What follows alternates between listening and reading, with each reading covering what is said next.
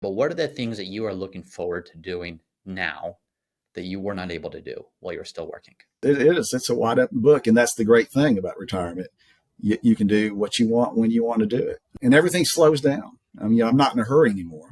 Used to, with, your job and your responsibilities at home and everything, it seems like you're always in a hurry to get things done so you can get back home or get back to work. Or, if I want to, I can take a leisurely hour and a half, 2 hour lunch somewhere if I want to.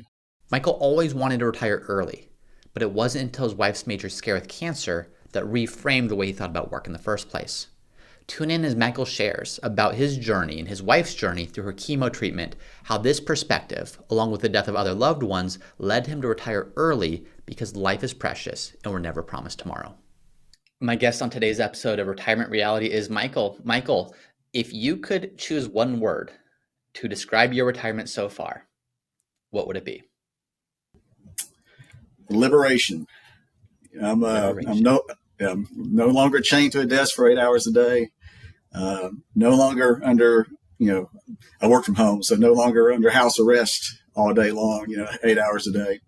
I can do what I want when I want, except for if my wife tells me no. But it is. It's real liberation to be able to do things that maybe I was not able to do before because I was always, working or either thinking about work or, the other stressors that come along with work. And that's no more. Sounds like it's off to a good start. How long have you been retired for?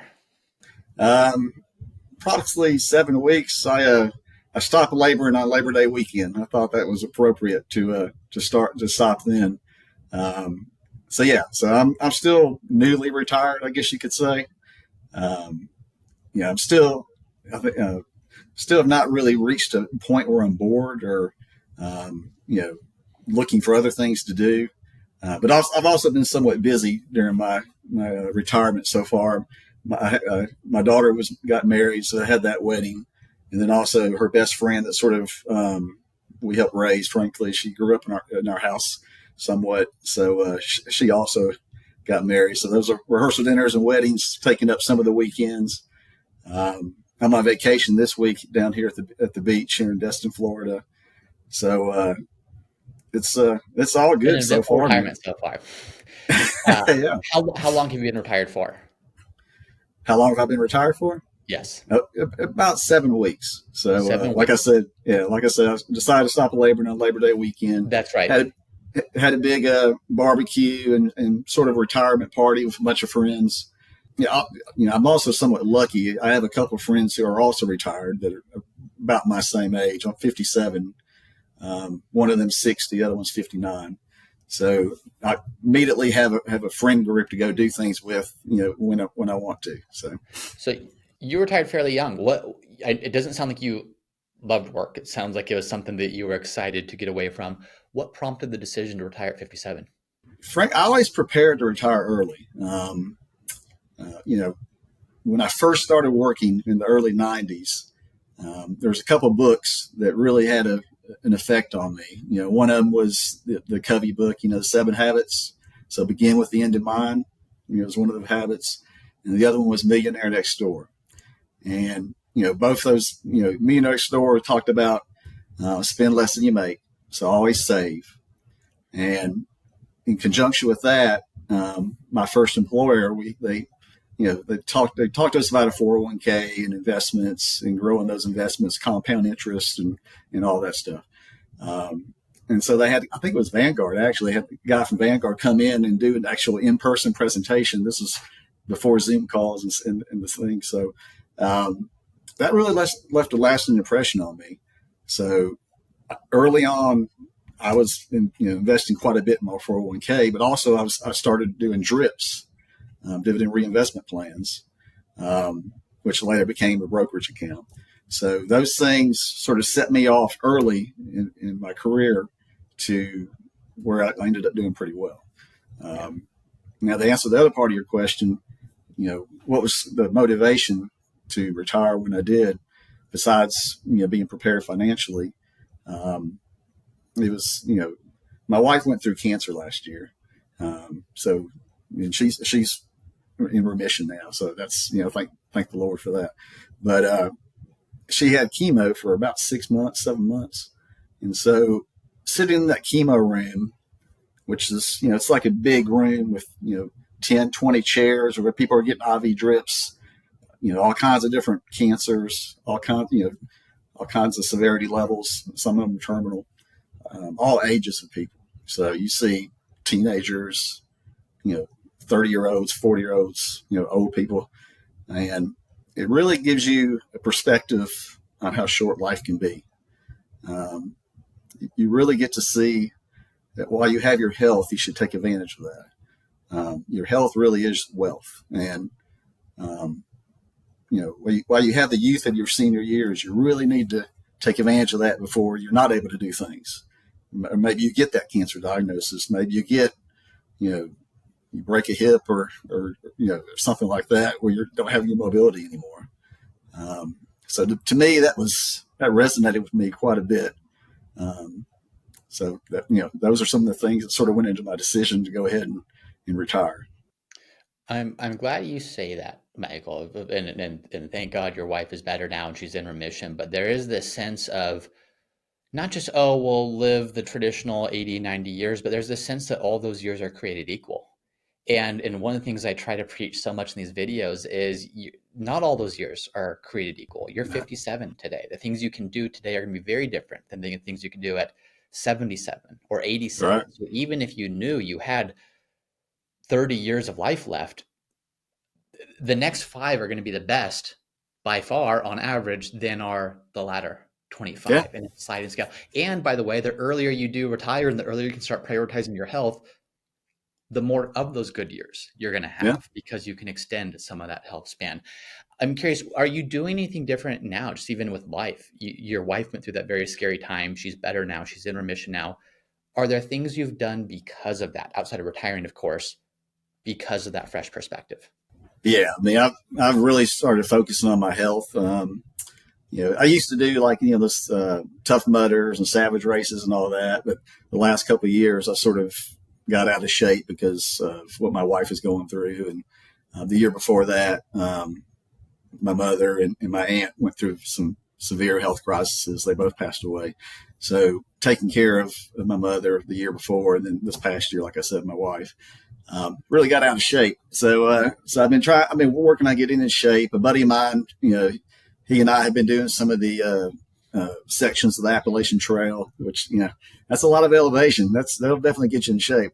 But also just, trying to get 10,000 steps a day, just do, anything I can to improve my health. When you were still working, so you've been retired for about 2 months now, were you able to prioritize health like you are now when you were still working? Not, I still would go to the gym and work out and that kind of thing. But now it really has become a focus because, like I said before, you see, if you're not healthy, you're not able to do things.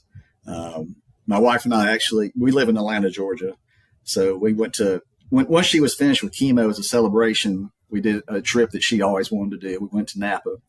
So we did Napa and San Francisco and all that. And which she loved. And unfortunately, she was not able to, we did the John Muir Woods, hike in the woods there in that park and all that. And unfortunately, she was not healthy enough to be able to do that as yet, since she was just finishing up chemo.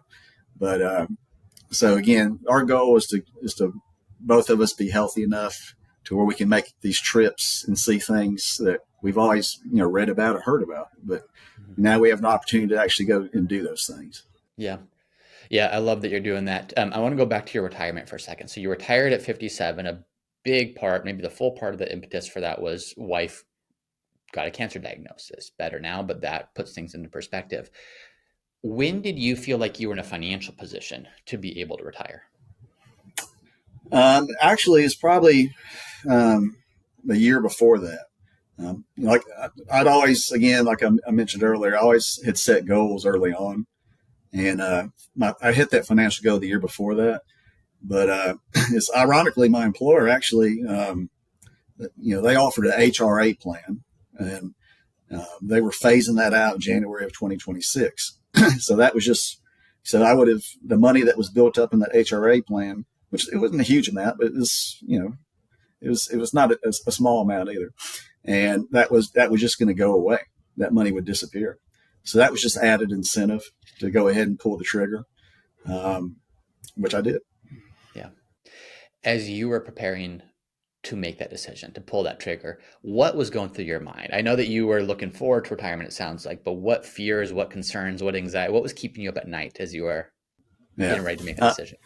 Part of it, obviously, I led a team of people, and I had a little bit of guilt actually leaving that team, because some of them I'd managed for over a decade, and I took for a while there I took a lot of satisfaction in training and developing my people, seeing them go up in their careers, go up the ladder, and so I felt a little guilt of leaving those people.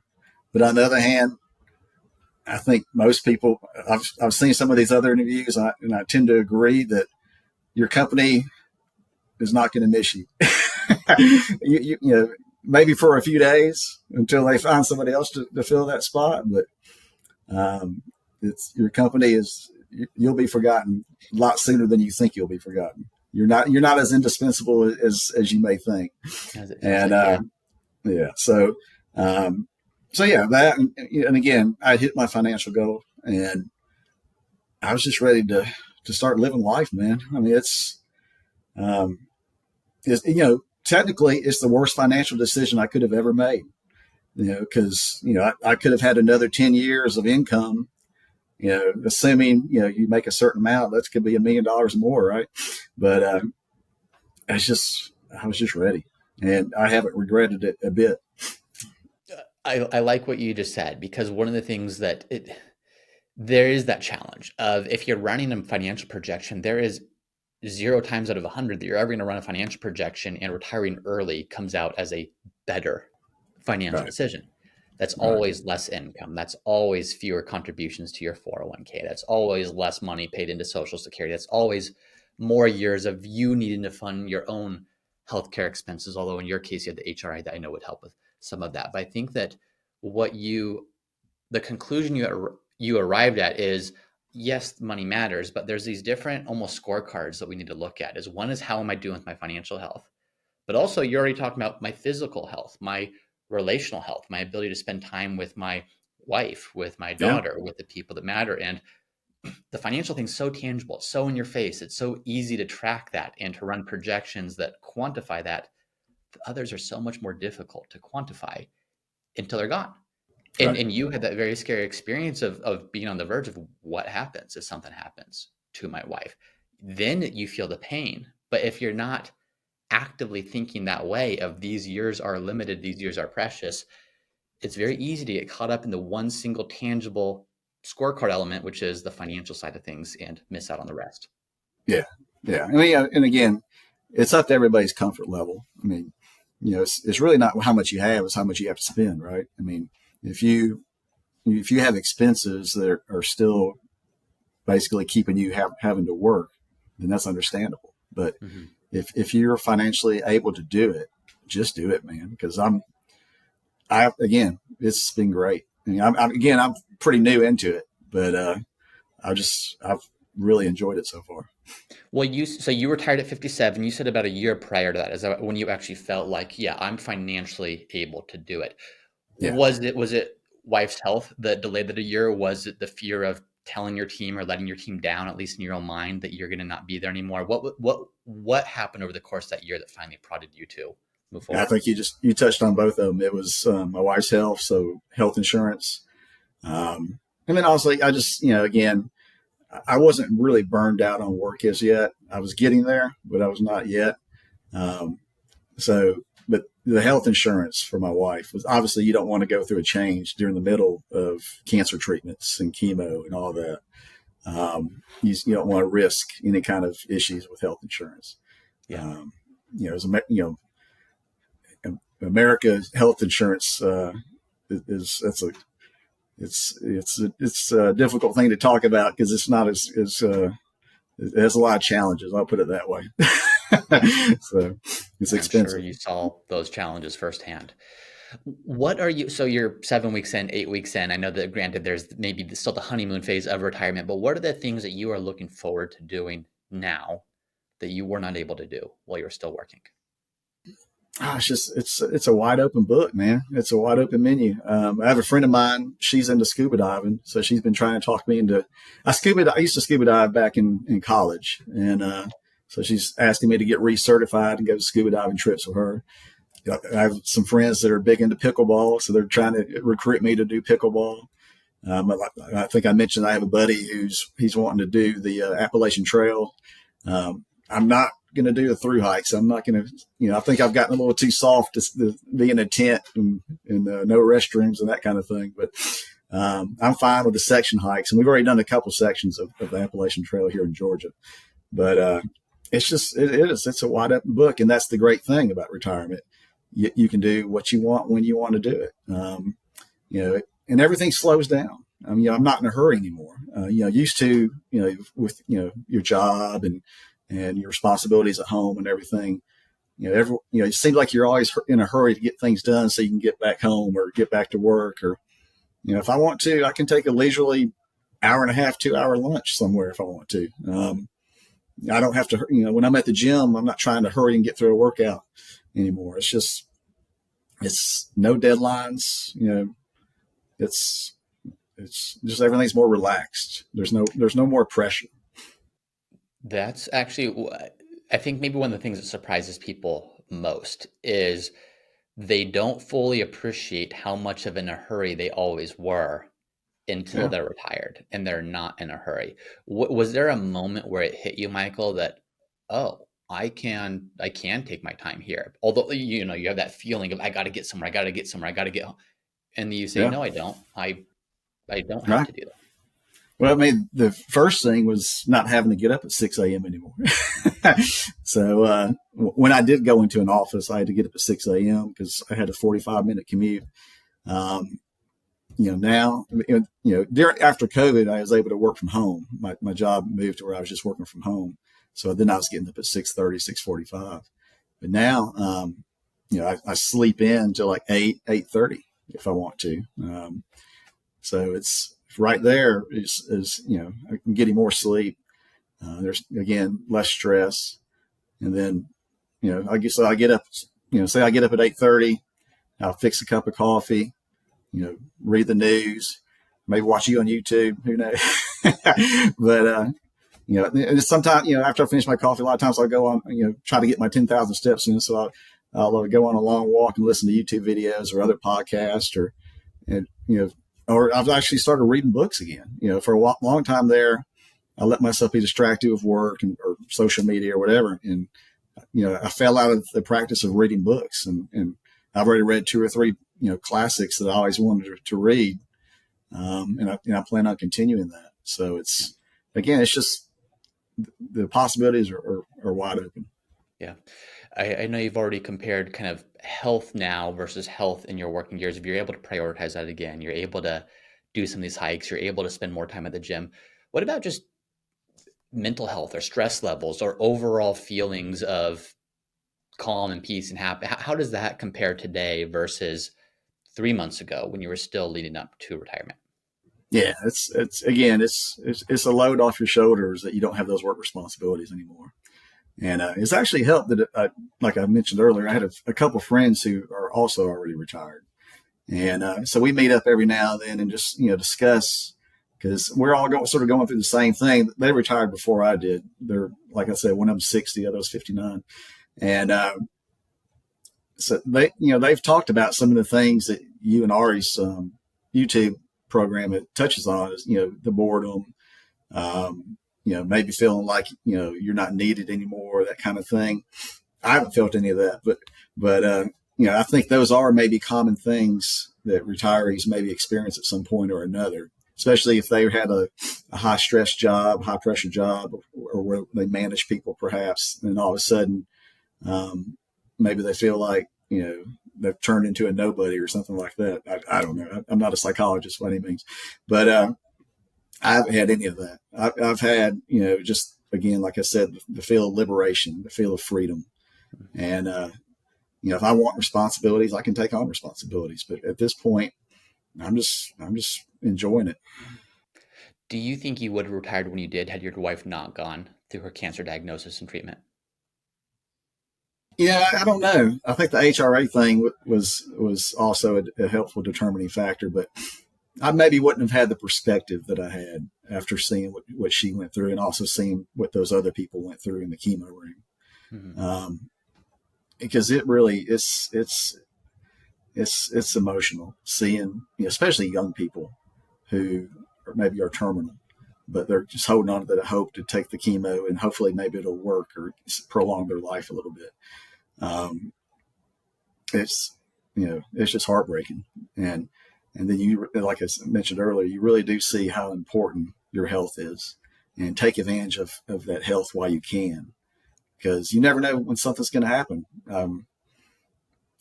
I didn't mean for this episode to be a cancer episode, but I also have a neighbor 2 doors down, um, who has cancer, and he just ended his chemo because it's not effective, and it's just, again, it's heartbreaking. And I don't want to keep on repeating myself, but while you have your health, do the things that you want to do, and obviously a job can limit your opportunities to do those things sometimes. So if you're financially able to, do it.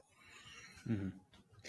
I hope that's the message people receive of this. This is not retirement advice. Retirement's kind of in some weird philosophical way this made up construct. This is just life. This is life advice of how do you Yeah, do the things you should be doing to prioritize the things that matter, which is your health, which is your relationships, which is your faith, which is your hobbies, which is how do, regardless of if you're 20 years old or 70 years old or anywhere in between, how do you do things that matter today?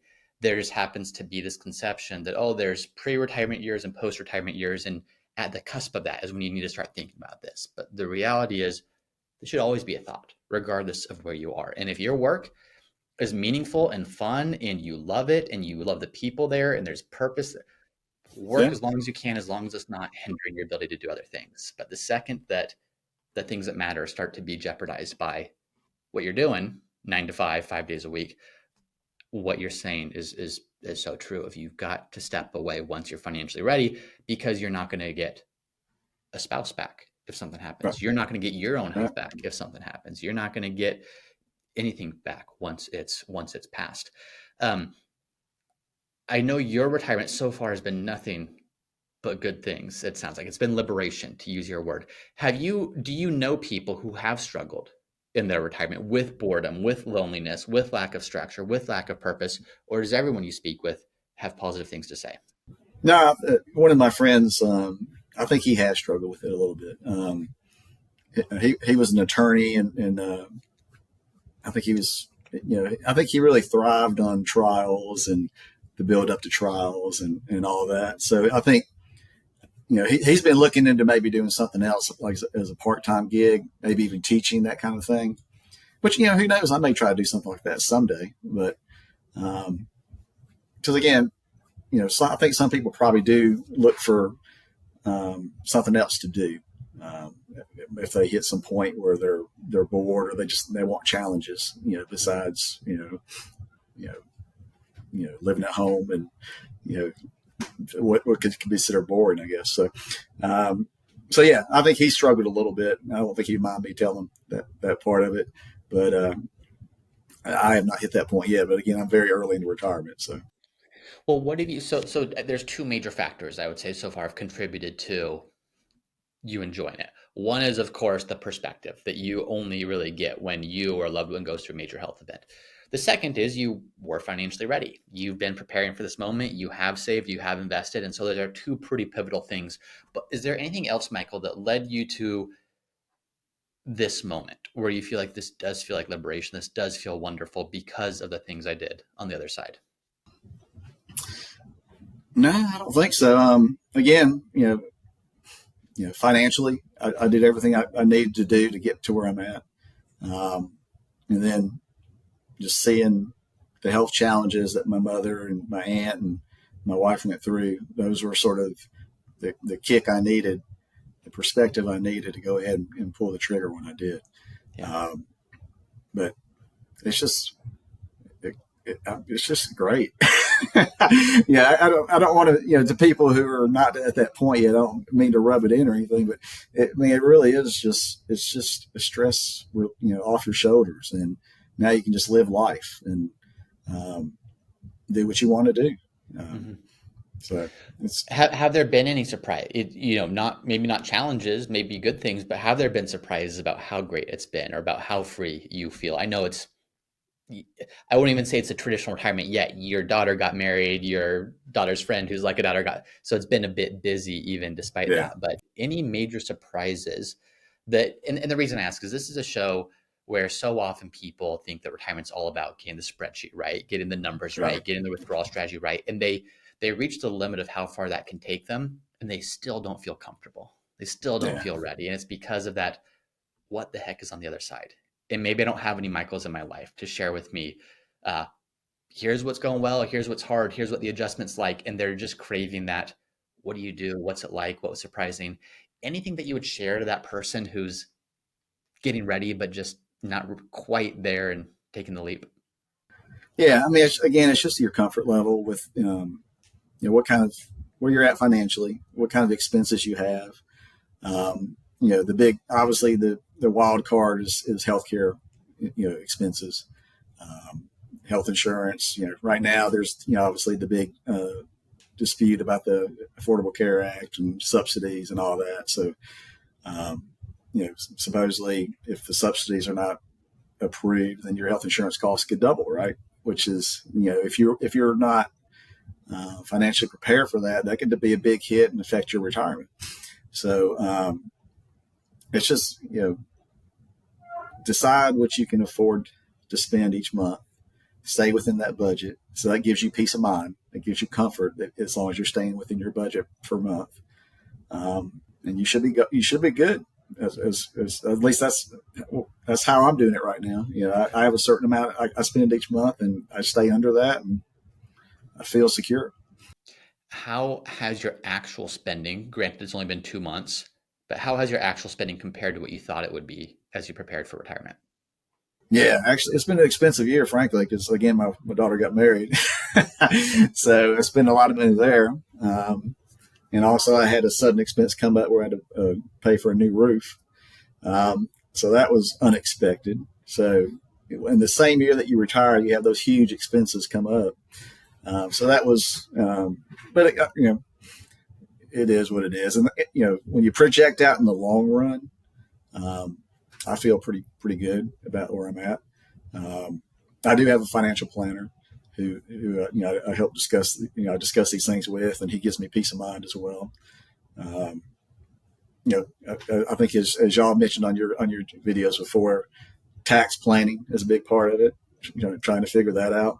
Of course, I'm pretty far away from having to worry about RMDs and all that kind of stuff, but it's something at least to talk about and think about in preparation. Yeah. But Is there anything you learned about yourself, either in these last 2 months post retirement or even in the year leading up to it, knowing everything that went on in that year? Anything that you know now about yourself that you didn't know a year and a half ago? I think I'm still too early, man. Maybe um, as time goes by, I'll be more self-reflective and see something. But right now, it's just enjoying the free time. Um, Yeah. like I said, I'm sort of catching back up on some of the. I sort of got into some bad habits, I should say, of not reading. I used to be a voracious reader when I was younger, and then obviously once I got into work and having kids and all of that, then that sort of went by the wayside. So I've really enjoyed picking the books back up again and reading and expanding my mind. And um, I may be retired, but I'm not. I'm not stopping learning.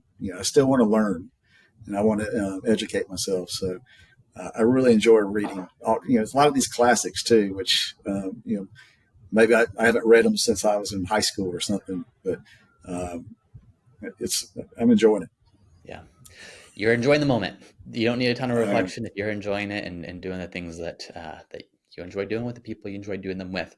Michael, as we wrap, so retirement so far so good, relatively short period of time, but for that person that is considering an early retirement, but can't bring themselves to do it, can't pull the trigger. What guidance, I think we kind of already covered a lot of it. What final words do you have for that person? What final guidance do you have for that person that is struggling to make that decision? Yeah, just do it. Again, if you're financially able, if you have a job that you're not enjoying, or you've reached a point to where you're just done, just go ahead and pull the trigger and retire. The sense of freedom that you feel, especially after, because the first week is like you're taking like vacation or PTO or whatever. But once you get into that second, third week, you realize, hey, I don't have to go back to a job. I can do whatever I want to do, and it's just it's liberating. It really is, and you feel like the world is just wide open to whatever you want to do. And Sunday I had one day where I just sat home and binged Reacher on Amazon, which was great.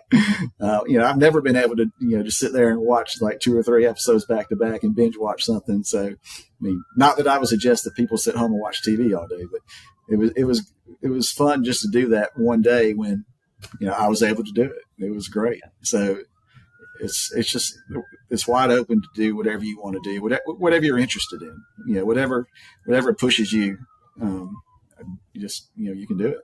Yeah. Yeah, we'll love it. Thank you, Michael, for coming on. Thank you for sharing about what's been really amazing. Thank you for sharing about what your wife went through and how that was, and that's just reality and the perspective that brings as you prepare for retirement. Best of luck for continued successful retirement, and thank you for joining me on today's show, Retirement Reality. Yeah, it's good meeting you. Good to meet you too. Thanks, Michael.